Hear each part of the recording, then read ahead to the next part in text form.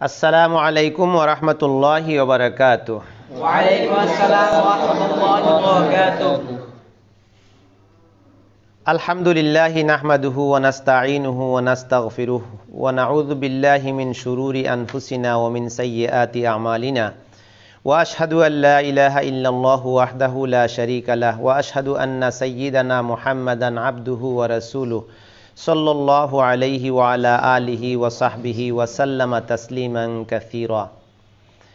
আলহামদুলিল্লাহ, আমরা আকীদা বিষয়ের উপরে আরও একটা কিতাবের উপর ক্লাস শুরু করলাম। আল্লাহ সুবহানাহু ওয়া তাআলা আমাদেরকে যে তৌফিক দান করেছেন এজন্য তার শুকরিয়া আদায় করছি আলহামদুলিল্লাহ। আলহামদুলিল্লাহ। আমরা জানি যে আকীদার উপরে ইতিপূর্বে আমরা একটা কিতাবের উপরে ক্লাস করেছি। কিতাবের নাম কি বলতো? আল আকিদাতুল ওয়াসিতিয়া। এটার উপরে আমরা ক্লাস করেছিলাম। 24টা ক্লাসে এটা সমাপ্ত হয়েছিল। আর এখন আমরা আকীদার উপরে আমাদের সালাফদের লেখা মৌলিক যে সকল কিতাবাদি আছে এর মধ্যে আরও একটা কিতাব হচ্ছে আকিদাতুত তাহাউইয়া। ইমাম আবু জাফর আত-তাহাউই রহমতুল্লাহি আলাইহি তিনি এই কিতাবটা লিখেছেন। ছোট্ট আকারে একটা কিতাব, কিন্তু এটা অনেক গুরুত্বপূর্ণ কিতাব আকীদার উপরে, আহলুস সুন্নাহ ওয়াল জামায়াতের আকীদার উপরে। এই জন্য তার এই কিতাবের উপরে অনেকে সরা বা ব্যাখ্যা গ্রন্থ লিখেছেন। তো আমরা ইনশাআল্লাহ এই কিতাবটার উপরে এখন ধারাবাহিকভাবে ক্লাস করব। আল্লাহ তৌফিক দান করুন, আমিন আমিন। মূল মুতুন থেকে ক্লাস শুরু হবে আমাদের আগামীকালকে ইনশাআল্লাহ। আর আজকে হচ্ছে ভূমিকা। এটার উপরে একটা সরা কিতাব আছে, ওই সরার থেকে ভূমিকার মধ্যে আজকে ক্লাসটা হবে। আর মূল মুতুন থেকে ইনশাআল্লাহ আগামীকালকের থেকে ঠিক আসরের পরে, অর্থাৎ 4:15 থেকে 20 মিনিটের মধ্যে আমরা ক্লাসটা শুরু করব ইনশাআল্লাহ প্রতিদিন, আল্লাহ যদি তৌফিক দান করেন। এখন এই কিতাবের ভূমিকার মধ্যে লেখক যে কথাটা বলছেন সেটা হচ্ছে যে আম্মা বাদু ফা ইন্নাহু লাম্মা কানা ইলমু উসুলিদ্দীন আশরাফুল উলুম। তোমরা জেনে রাখো, বলছেন যে যত ইলম আছে এর মধ্যে সবচেয়ে ফজিলতওয়ালা, আশরাফুল উলুম মানে সবচেয়ে সম্মানওয়ালা, সবচেয়ে মর্যাদাওয়ালা ইলম হচ্ছে ইলমু উসুলিদ্দীন, দ্বীনের মূলনীতি এবং উসুল সম্পর্কে ইলম অর্জন করা। সুবহানাল্লাহ।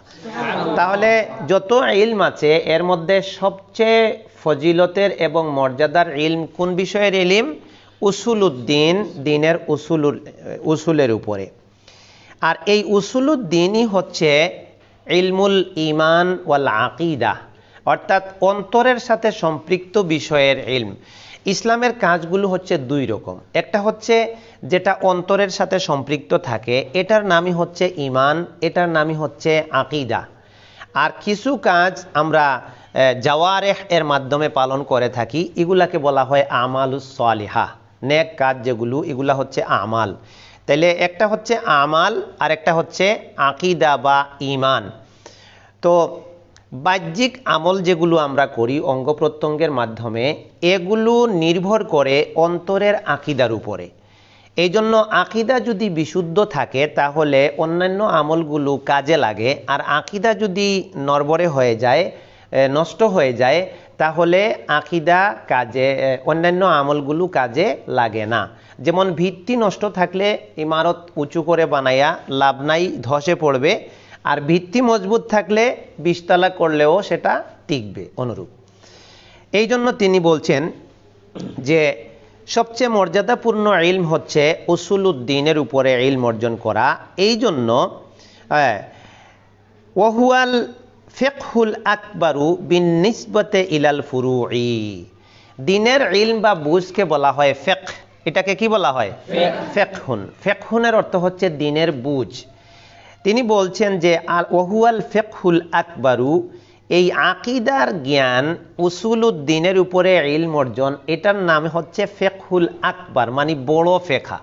সবচেয়ে বড় ফিকহ যেটা, এটা হচ্ছে ফিকহুল আকবার, আকিদার জ্ঞান, বিন্নিসবত ইলাল ফুরু, অর্থাৎ ফুরু মানে অন্যান্য মাসআলা মাসাইলগত যে সকল বিষয় আছে যেগুলো আমলের সাথে সম্পৃক্ত, এই মাসআলাগুলির চেয়ে আকীদার সাথে সম্পৃক্ত মাসআলা মাসাইলগুলো জানা, এটা হচ্ছে ফিকহে আকবার, বড় জ্ঞান। এরপর তিনি বলছেন ওয়ালি হাযা সাম্মাল ইমাম আবু হানিফা রাহমাতুল্লাহি আলাইহি, এই জন্যই ইমাম আবু হানিফা রহমতুল্লাহ আলাইহি নাম দিয়েছেন মা ক্বালাহু ওয়া জামাআহু ফি আওরাকিন মিন উসুলিদ্দিন আল ফিকহুল আকবার। তিনি তার উসুলে দ্বীনের উপরে যা জমা করেছেন এর নাম দিয়েছেন আল ফিকহুল আকবার। এই জন্য ইমাম আবু হানিফা রহমতুল্লাহ আলাইহি এর সাথে সম্পৃক্ত একটা কিতাব আছে যেটার নাম বলা হয় আল ফিকহুল আকবার। আর এই কিতাবের মধ্যে তিনি নামাজ রোজার মাসআলা আলোচনা করেননি, এটার মধ্যে তিনি উল্লেখ করেছেন আকীদার বিষয়। কিসের বিষয়? আকীদার বিষয়। তাহলে ইমাম আবু হানিফা রহমতুল্লাহ আলাইহি যেটা বুঝাইলেন এই জাতিকে, যে সবচেয়ে বড় ফিকহ, সবচেয়ে বড় ইলম যেটা, এটা হচ্ছে আকীদার ইলম। সুবহানাল্লাহ। এবার লেখক বলছেন ওয়া হাজাতুল ইবাদে ইলাইহি ফাওকা কুল্লি হাজা। আল্লাহু আকবার। প্রত্যেক মানুষের যত প্রয়োজন আছে, সকলের সব প্রয়োজনের চেয়ে সবচেয়ে বড় প্রয়োজন হচ্ছে আকীদার ইলম অর্জন করা। সুবহানাল্লাহ। ওয়া যারুরাতুহু ইলাইহি ফাওকা কুল্লি যারুরাতিন, আর একজন মানুষের যত প্রয়োজন আছে এই দুনিয়াতে, সবচেয়ে বড় প্রয়োজন হইল তার আকীদার বিষয়ে জ্ঞান অর্জন করা। এরপরে তিনি বলছেন কেন, লিআন্নাহু লা হায়াতা লিল কুলুবি ওয়ালা নাঈমা ওয়ালা তুমানিনাতা ইল্লা বিআন তা'রিফা রাব্বাহা ওয়া মা'বুদাহা ওয়া ফাতিরাহা বিআসমাইহি ওয়া সিফাতিহি ওয়া আফআলিহি। কেন না, কারণ কি, এটা কেন? এই যে তিনি বললেন দুইটা কথা, যে প্রত্যেক হাজতের চেয়ে বড় হাজত, প্রত্যেক জরুরতের চেয়ে বড় জরুরত কি? আকীদার ইলম। কিসের ইলম? আকীদার ইলম।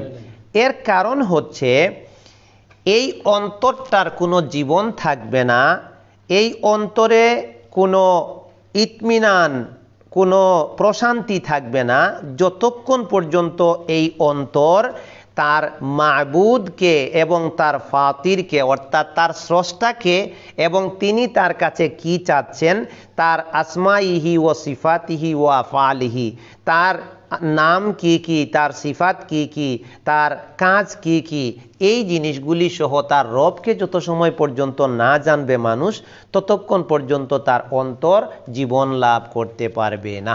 সুবহানাল্লাহ। এরপরে তিনি বলছেন যে এই জিনিসটা যখন সবচেয়ে বড় জরুরি একজন মানুষের, দেখো এই জিনিসগুলো থেকে আমরা বঞ্চিত, এই ধরনের ইলমগুলো থেকে বঞ্চিত থাকার কারণে এই আকীদা নিয়ে আমাদের সমাজে কত ভ্রান্তি এবং কত বাতিল আকীদা তৈরি হয়েছে।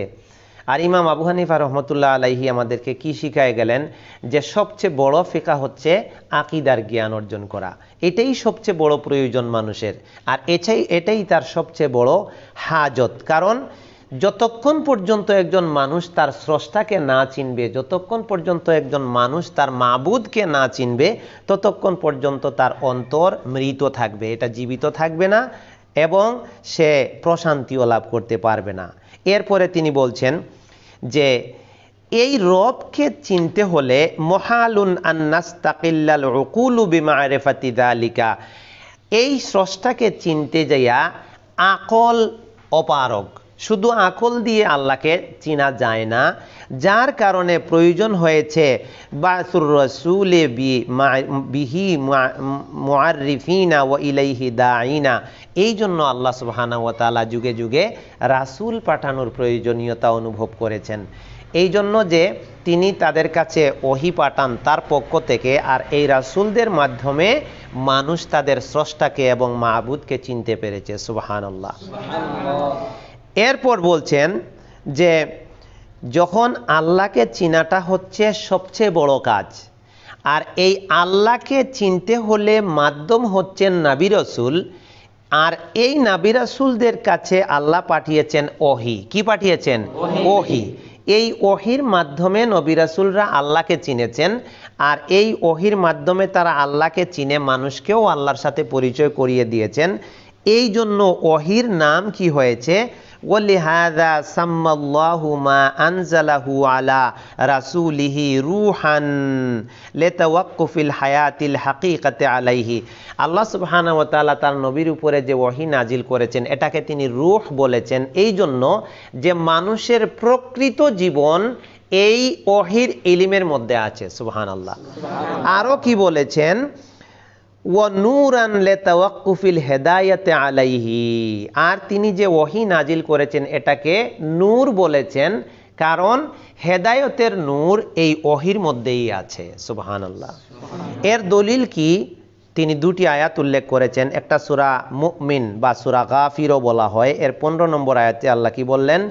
ইউলকির রূহা মিন আমরিহি আলা মান ইয়াশাউ মিন ইবাদিহি, নিক্ষেপ করেন আল্লাহ রূহ তার আদেশে তিনি তার বান্দাদের মধ্যে যাকে ইচ্ছা করেন, অর্থাৎ যাকে তিনি নবী হিসেবে নির্বাচন করেন তার কাছে তিনি কি পাঠান? রূহ পাঠান। কি পাঠান? রূহ পাঠান। এখানে রূহ মানে ওহী। রূহ মানে কি? ওহী। তাহলে আল্লাহ ওহীকে কি বললেন? রূহ বললেন, প্রাণ বললেন। অর্থাৎ যার ভিতরে ওহীর ইলম পৌঁছায়নি সে আসলে জীবিত থেকেও আসল প্রাণ শক্তি পায়নি, সে মরা মানুষের মতো। আওয়ামান কানা মাইতান ফাআহইয়াইনাহু ওয়া জাআলনা লাহু নূরান ইয়ামশি বিহি ফিন নাস, যার মধ্যে হেদায়েতের আলো জ্বলেনি, ওহীর ইলমের আলো জ্বলেনি, ইমানের আলো জ্বলেনি, সে জীবিত থেকেও যেন মৃত। আল্লাহ বলছেন মৃত। আওয়ামান কানা মাইতান, যে মানুষটা মরা, এখানে জানে মরা নয়, ইলিমে ইমানে হেদায়েতের দিক থেকে সে মরা। আল্লাহু আকবার। এরপরে আল্লাহ কি বললেন? সূরা এই সূরাটা হচ্ছে সূরা আশ-শূরা। এখানে 52-53 নম্বর আয়াতে আল্লাহ সুবহানাহু ওয়া তাআলা কি বলছেন? ওয়াকাযালিকা আওহাইনা ইলাইকা রূহাম মিন আমরিনা, অনুরূপভাবে আমি ওহী করেছি তোমার কাছে, আওহাইনা ইলাইকা রূহাম মিন আমরিনা, আমার পক্ষ থেকে, রূহাম মিন আমরিনা, আমার পক্ষ থেকে আমার নির্দেশে রূহ নাজিল করেছি তোমার কাছে, ওহী নাজিল করেছি। তাহলে এখানে আল্লাহ ওহীকে কি বললেন? রূহ। এরপরে বলছেন মা কুনতা তাদরি মাল কিতাবু ওয়ালাল ঈমান, তুমি জানতে না কিতাব কি জিনিস, ঈমান কি জিনিস। ওয়ালাকিন জাআলনাহু নূরা, সুবহানাল্লাহ, আমি এটাকে বরং নূর বানিয়েছি। তাইলে আল্লাহ ওহীকে এখানে কি বললেন? আয়েশা, নূর। আগে বললেন রূহ, পরে বললেন নূর। নাহদি বিহি মান নাশাউ মিন ইবাদিনা, এর মাধ্যমে আমি আমার বান্দাদের মধ্য থেকে যাকে চাই তাকে হেদায়েত দান করি। ওয়া ইন্নাকা লা তাহদি ইলা সিরাতিম মুস্তাকিম, আর এই নূরের আলোয় নূরান্বিত হয়ে হেদায়েত প্রাপ্ত হয়ে তুমি মানুষকে সিরাতে মুস্তাকিমের দিকে পথ দেখাও। সিরাতুল্লাহিল্লাযী লাহু মা ফিস সামাওয়াতি ওয়া মা ফিল আরদ, এটা ওই আল্লাহর পথ যে আল্লাহর হাতে আসমান জমিনের সর্বময় ক্ষমতা, সবকিছু। আলা ইলাল্লাহি তাসিরুল উমুর, সব জিনিসের প্রত্যাবর্তন হবে আল্লাহর দিকে, সাবধান করে এটা আল্লাহ বলে দিলেন। সুবহানাল্লাহ। তাইলে এই পড়া থেকে, ভূমিকা থেকে আজকে আমরা যে বিষয়টা জানলাম সেটা হচ্ছে যে খুব সংক্ষেপে মনে রাখো, এটা দিয়ে খুতবা দিতে হবে। কি দিতে হবে? খুতবা দিতে হবে। এটার উপরে দার্স করতে হবে, কারণ এই ইলমগুলো থেকে পিছিয়ে থাকার কারণে আমরা নামকা ওয়াস্তে মুসলমান হওয়া সত্ত্বেও আমরা জান্নাত থেকে দূরে সরে যাচ্ছি, আমাদের আকীদার ইলম যথেষ্ট না থাকার কারণে।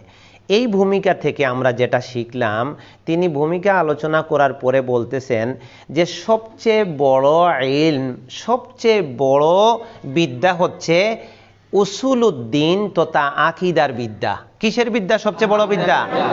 আকীদার ইলম বা আকীদার বিদ্যা। এর কারণ কি? তিনি বললেন যে এই অন্তরটার কোনো জীবন, কোনো প্রশান্তি ততক্ষণ পর্যন্ত লাভ করবে না যতক্ষণ পর্যন্ত একজন মানুষ তার রবকে না চিনবে। কাকে না চিনবে? তার মাবুদকে, তার স্রষ্টাকে যতক্ষণ না চিনবে ততক্ষণ পর্যন্ত এই অন্তর প্রশান্তি লাভ করবে না। অন্তরের প্রশান্তি হচ্ছে তার রবের স্মরণে। আলা বিযিকরিল্লাহি তাতমাইন্নুল কুলুব, আল্লাহর স্মরণে অন্তর প্রশান্তি লাভ করে। তো আল্লাহকে মানুষ কখন স্মরণ করে? যখন সে তার আল্লাহকে চিনতে পারে, জানতে পারে। এরপরে তিনি বললেন যে এই রব তো আমাদের চক্ষুর আড়ালে, কোথায়? লা তুদরিকুহুল আবসার, কোন চক্ষু তাকে বেষ্টন করতে পারে না, আয়ত্ত করতে পারে না। তো আমাদের রবকে তো আমরা দেখি না, আমাদের স্রষ্টাকে আমরা দেখি না, তাহলে তাকে চিনব কি করে? আল্লাহ সুবহানাহু ওয়া তাআলা একটা মাধ্যম অবলম্বন করলেন, আর সেই মাধ্যম হচ্ছে যে তিনি মানুষের মধ্য থেকে রাসূল নির্বাচন করেন আর তার পক্ষ থেকে তাদের কাছে ওহী পাঠিয়ে দেন। এই ওহীটা হচ্ছে নূর, এই ওহীটা হচ্ছে রূহ। যে মানুষ এই ওহীর মাধ্যমে নবী রাসূলদের দেখানো পথে তার রবকে চিনতে পারবে, তার মধ্যে আসল জীবন ফিরে আসবে, তার অন্তরে আসল নূর পয়দা হবে, সেই নূরের আলো দিয়ে সে দুনিয়ায় চলতে পারবে। সুবহানাল্লাহ। তখন আর তাকে কেউ গুমরা করতে পারবে না। ইয়ামশি বিহি ফিন্নাস।